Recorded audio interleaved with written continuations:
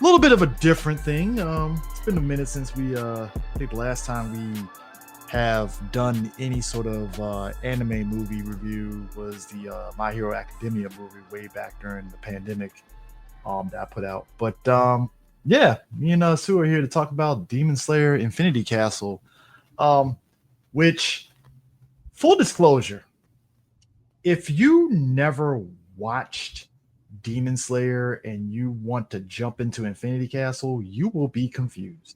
Oh, yes, you will. I wasn't confused because I watched the show and all that stuff, but like, yeah. See, first of all, you would need to watch Infinity Train, which is the first movie. You gotta watch. You have to watch the show. Infinity Train takes place in between seasons. Yeah, but still, like, watch the show, watch Infinity Train, and then watch the season that follows after that. Then watch this movie. Yeah, because it basically picks. So, Infinity Castle, much like the Mutant Train arc, is a long fucking arc, and it's an arc. Look, Demon Slayer is in the shonen vein. It's a shonen, property. So when you have a shonen property, they have different arcs. Some arcs are shorter than others, but a lot of arcs have major arcs. And like, for instance, Dragon Ball Z. Sue was over in Japan when he saw the first two movies, I believe. Yeah, I saw. Well, all three actually. Yeah, that's right. All three. Yeah, I saw all three. Yeah, Battle of the Gods, Resurrection F, and Super Brawly. And Battle of the Gods and Resurrection F were basically movies that were basically legit sequels to Dragon Ball Z. Because the previous movies were never sequels to the show. They were just one-off movies that had no correlation to the shows whatsoever, to where you can just watch them as one-offs by themselves and not having watched Dragon Ball Z at all. It helps to watch Dragon Ball Z just because of the characters, but you didn't really know. Whereas with Battle of the Gods and Resurrection F, you have to have kind of cursory knowledge of Dragon Ball to really understand what's happening with the characters. So past this Dragon Ball Z, you've had other movies like the My Hero Academia movies, which, same thing. These are movies that take place during different parts of the series, where having knowledge of those things that happen in the shows helps in watching the movies. Previously, you never really needed that, because think about it, like the Pokemon movies back during our time period, like, those movies did they really take place during the show? Were they canon with the show? I can't say for sure. It's very weird, because Pokemon, the first movie, was kind of strange. Yeah, as far as the Pokemon movies go, I can't really say for sure. I know they messed around with the idea, like, since this Pokemon was created, Mewtwo. Yeah, Mewtwo, they tried to blend it in with the show, but it didn't, so we kind of come to find out it did show up in the show. It was actually during the first season, because remember, it escaped out of the not just that. No, if you remember, I think there was a tournament where you saw Mewtwo in all that armor, and nobody's Pokemon. No, Ash was going to the 8th gym, and then it escaped out of the 8th gym. He did. But still, he was seeing it for the first time, and he tried to see what it was, and his Pokedex couldn't even tell him what it was. And he tried to fight it, and it's like, bro, stop. You have no idea what you're doing. He tried to lay hands on Mewtwo, and Mewtwo was like, no, we're not doing just stop. That thing escaped the gym and dipped. So with Demon Slayer and My Hero Academia, and even the Evangelion movies, we've gotten to a point where these movies, in a way, are kind of like ways to just finish out the show. So the Mutant Train arc, instead of them doing a full-blown season, they just made it a movie, which, for all intents and purposes, I watched that movie. It's actually pretty good. That was probably the best way you could do that arc. Just do a 2.5-hour movie, and you would be able to, and it actually gives you more of a budget to really do fully realized action scenes for that arc, to really show it off properly. Mm-hmm. Same thing with Infinity Castle. You could tell they threw some money at this fucking movie. right off the Oh, bat from the beginning yeah. of the movie when Yeah, you without a see the doubt. makeup of the Infinity Castle and seeing how fully realized it is. Oh, they threw some money at this fucking movie. And the amount of money that this movie made was even more ridiculous. It's not shocking. I think that's what makes it funny. I mean, hell, we even saw it with the Dragon Ball movies. We've reached a point where anime movies actually make money in the US. Yeah, they do. Like Battle of the Gods made good money in this movie. Resurrection F made big money. The Broly movie made big time money here in the US. Like I think it wasn't it like the number one movie for like a couple of weeks?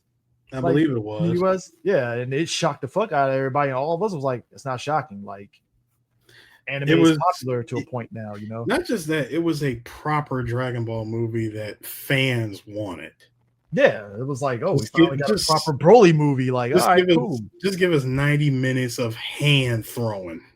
And Demon Slayer, with this Infinity Castle, this is part one of a 3-part movie epic that is basically the final arc of the series. And they go all out.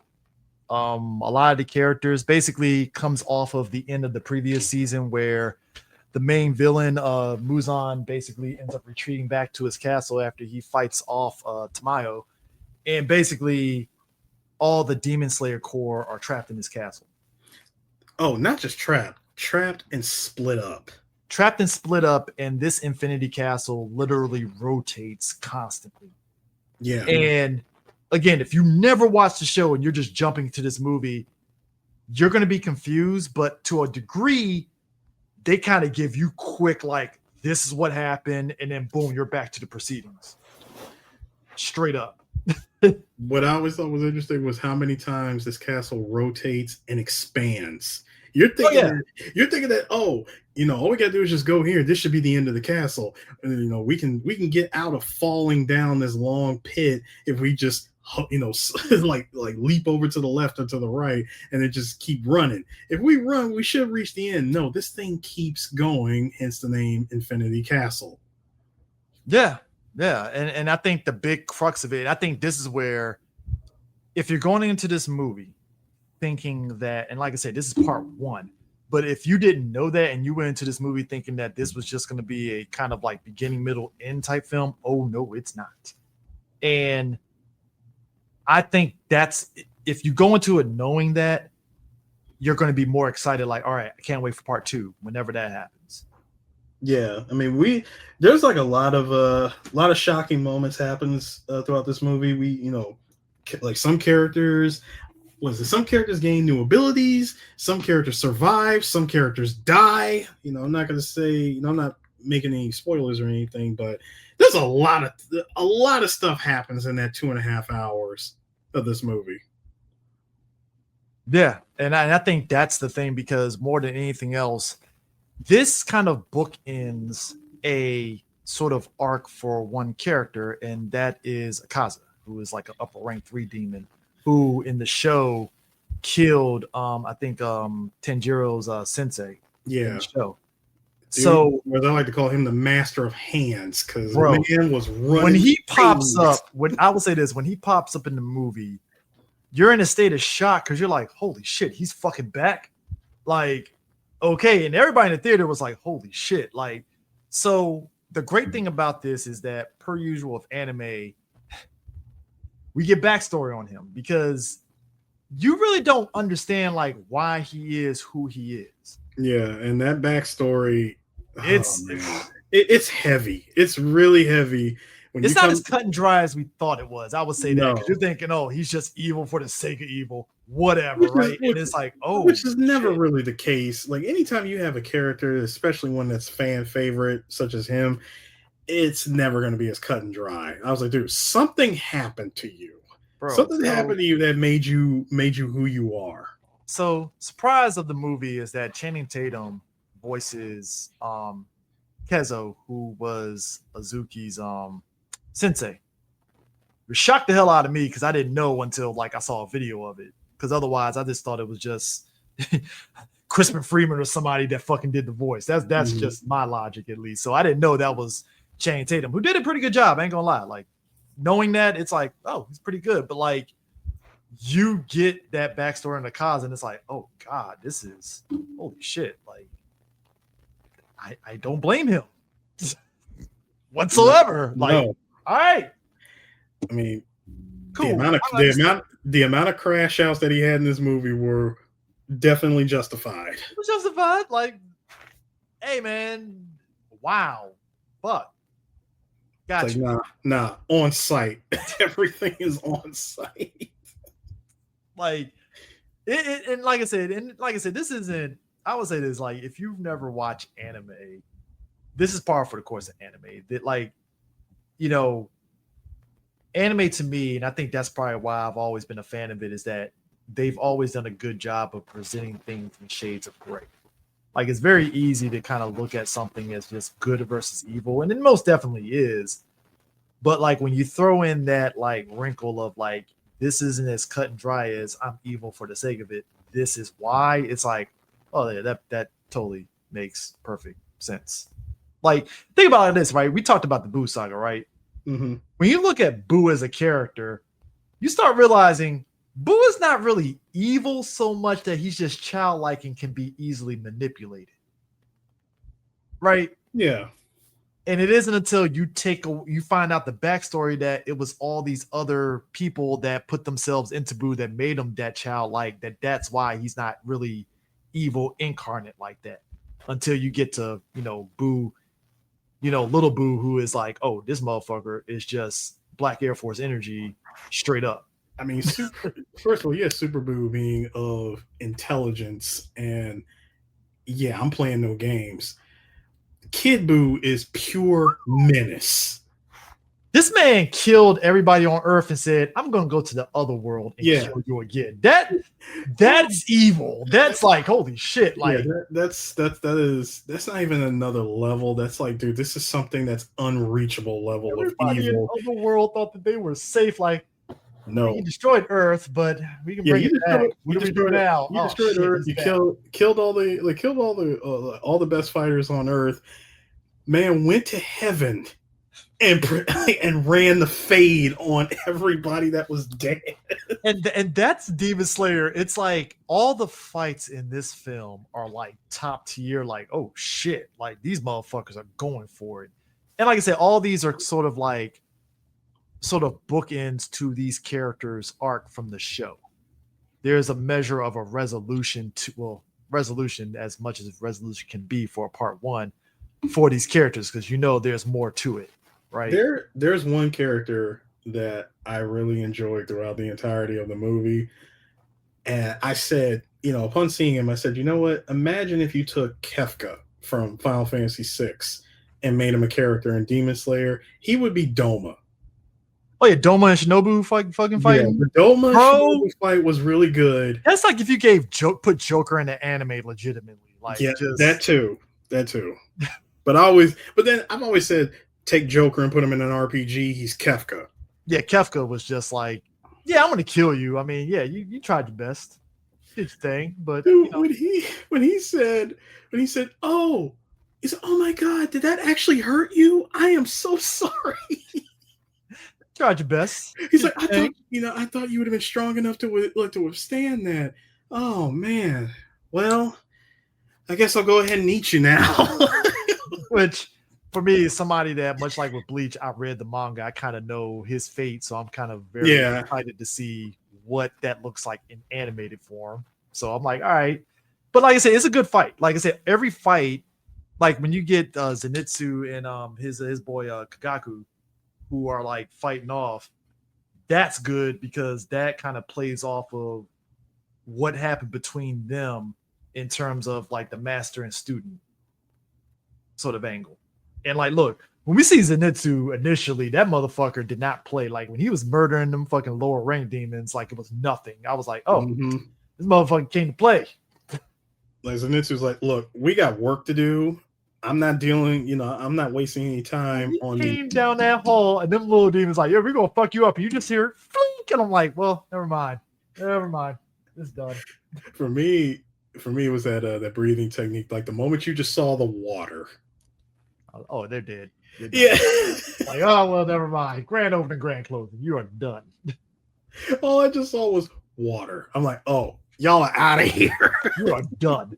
Oh, but like I said, I like that, and also the relation. Like, and again, like if you did go into it and never watch Demon Slayer and just watch the movie, I will give the movie credit that it shows you the relationships between all the characters in a very quick and fast paced way. And it's like the movie is telling you, hey, keep up, because we're just going to throw some shit at you, exposition and everything. And you just got to just deal with figuring that shit out. You know, maybe get on your phone and look at Wiki for a minute and kind of piece it all together and stuff. So, you know, which I'm kind of like, really, just from your perspective, like, obviously this is a big thing in Japan. They're going to do movies on these shows. I mean, hell, Chainsaw Man is about to get a movie that, from if I remember correctly, it kind of takes place in between seasons and stuff. How in the world did they, like, I think it's not really a question. Do you think people really underestimate how big of a deal these movies are worldwide, and it's not just singular in Japan? No, because Japan has recognized, and honestly, it took Dragon Ball to make this, to make this a thing. It took Dragon Ball being popular in America for Japan to understand just how popular their medium is outside of their own country. Yeah. So when they know for a fact that, we have something that is popular in our country, let's see how it does in other countries. Because for the longest time, it's always been like the exact opposite, where stuff that was never popular in their country comes over to our country and is like blown up in popularity. And yeah, and a lot of times it was, especially during that time when we were coming up during the, our old Taku era, where, there was no internet. We enjoyed the movies. We weren't even getting series or anything like that. We just got movies. I mean, we were just getting Miyazaki movies, which were kind of like a classy way to kind of ease this into anime a little bit. Don't just put it to just Miyazaki movies. I mean, I did Ghost in the Shell and Akira on that too. Like we were getting everything. Like, you had companies, such as Central Park Media, ADV, Viz Media, and they were getting their hands on anything that they, that Japan would allow them to have. And a lot of times they were shoveling, the anime that wasn't popular in their country. Yeah. Some stuff they got that this actually was popular in their country, but a lot of it was never popular. And I think that what's interesting is that the last Demon Slayer movie, Mugen Train, for a movie that I think somebody said it only cost like $16 million to make, that shit made like $500 million. And I remember that shocked the shit out of a lot of people, but I was sitting back like, that's not exactly shocking at all. Yeah, it's not exactly. Yeah, it's not shocking to anime fans because, dude, you take an anime property that's crazy popular, and it has an equally popular series, other forms of media such as video games, and even remember back in the day when they used to do TV specials, those sort of things. Make an announcement that you are making a movie. Yeah, and especially you already have tickets sold just off of the strength of knowing what the movie is going to be. Because like the moment you put the synopsis out there or what the premise is for the movie, you got your audience. Your like fan base is going to come see this movie. Period. Yeah, especially of it being a canon movie that exists within the storyline. Yeah, because I think it is that thing of you're rewarding your people of like, oh, okay, you watched the show, but we're also going to give you this movie that is kind of basically like in the middle of seasons in a way to kind of placate people. That's like, oh, okay, because you had like for instance, like My Hero Academia 2 Worlds, right? That shit made like 35 million in the box office, right? But then as each movie came out, started making more money, and it's like, yeah, I'm not shocked at all. Like, 'cause I think there's a new one that dropped last year that made pretty good money. I think it was Your Next or something like that. So it's like there is something to be said about with this. I'm really curious on the next Demon Slayer movie, how big of a spectacle they're really going to go for. And it's also making me wonder, are they going to take these movies and try to do like what Dragon Ball did with Battle of the Gods and Resurrection F and try to split it into like a TV show episodes? I don't think they're gonna do that with Demon Slayer. You don't Like think so? I don't think so. I mean, not everybody would would do something to that degree of incorporating movies first and then just make them expanded versions of the show. Okay. They did that with Super, but Super was in a weird kind of in a weird position. And It's like if you didn't watch Battle of the Gods, you can watch these 20 episodes that yeah, you can basically watch the 20 summarizes episodes it. that literally expands. It's I mean, it's literally the movie, but just in 20 episode form, reanimated and everything. Yeah, just Now, expand on the ideas. what I could see them doing, which would be interesting, I could see Demon Slayer getting the Mobile Suit Gundam treatment, where Compilation movies. yeah, the compilation movies, which can also be put in connection to the movies themselves. So it's like if you wanted like a real digest way of watching Demon Slayer as a whole, you can watch the compilation movies in between the regular movies that they put out and be good to go. Yeah. So Like I said, yeah. that's just one way of doing it. Yeah. But like I say, I think this movie though, I think I enjoyed it because it just for me, you could tell we've come we've come a long way from the days of old with anime, but you can definitely see the influences of older anime. Like for us, knowing that the guy who created Ninja Scroll had a hand in Demon Slayer, everything makes sense now. Yeah, he was a Kawajiri, I believe. He did storyboard for Demon Slayer, and you see it. Oh, you Like see it 100%. The you action, everything. you see like every time, like dude, throughout the entirety of this movie, I'm watching like for every battle that took place, I'm just looking at this going, God, I'm seeing Ninja Scroll. Oh yeah, like that, and that's what. Because when I remember watching Demon Slayer the first time on the show, I was like, this looks very Ninja Scroll-esque with the action scenes and everything. And then when I looked up who was behind, I was like, Kawajiri, of course. Of Yeah, course. like you see it in this, and you see it in another project that I believe he worked on, and that was Basilisk. Yeah, Basilisk is another one. I mean, look, like we said as much when we did it about the show, like that. I think it's the visual style of it that really pronounces it as like, oh, this is a Kawajiri thing, you know. And obviously it's a new breed of animators that are kind of like taking his influences and going a step further with it. You know, I mean, look, there's a lot of blood and violence going on in Demon Slayer, and they do not shy away from that. That's something else that people need to know about Demon Slayer. Like it gets violent big time. Oh, great! Yeah, the violence level in a Kawajiri project. who, who knew? I mean, when people get their legs or whatever broken, you feel it. Like you see that shit. Like, oh yeah, they got fucked up. Yeah, like there was, I think, was it somebody actually digging their they got their bones broken in Demon Slayer, and I said, oh, would you like to see the guy who made getting your bones broken just very painful looking? And I always showed him that clip from the third act of Ninja Scroll when Jubei gets his arm broken. Yeah. Like when like the moment Gemma snapped it. And then like, put him in the corner for that corner combo.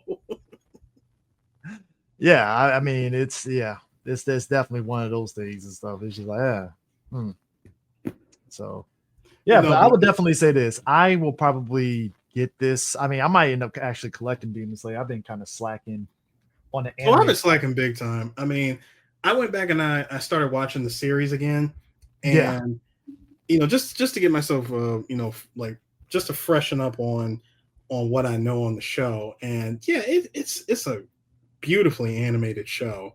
Oh yeah. The movie doubled that. Yeah, I would love to have like the entire collection of Demon Slayer myself. Yeah, I need to go back and try to get them before Crunchyroll gets stupid and fucking raises the price as they always fucking do on these things. Because like, yeah, to be an anime fan and try to collect these things on physical release is a bit of a pain in the fucking ass sometimes. So it's like, all right, I guess I need to figure out a way to get these. And you're making it really hard to tell people not to sail the 7 seas, if you know what I mean. Right. Like is so it's you kind of. I'm trying to think. Do I don't know? Let me see that because I got. Oh, they do that. So they do have the arcs on Blu-ray. All right, cool. Makes sense. Yeah. All right, cool. Cool, Yeah. cool, cool. Yeah, sorry for being late on this review. We had a lot of movies that we've had to Life screen. happens. It is what it is. Yeah, we had a lot of movies, life, and everything else in between. But no, if you haven't seen it, if it's still in theaters, please go see the movie in IMAX, if you will, and get it when it gets a physical release. Oh, yeah, definitely. So that in mind, catch you guys later. Peace out. Out.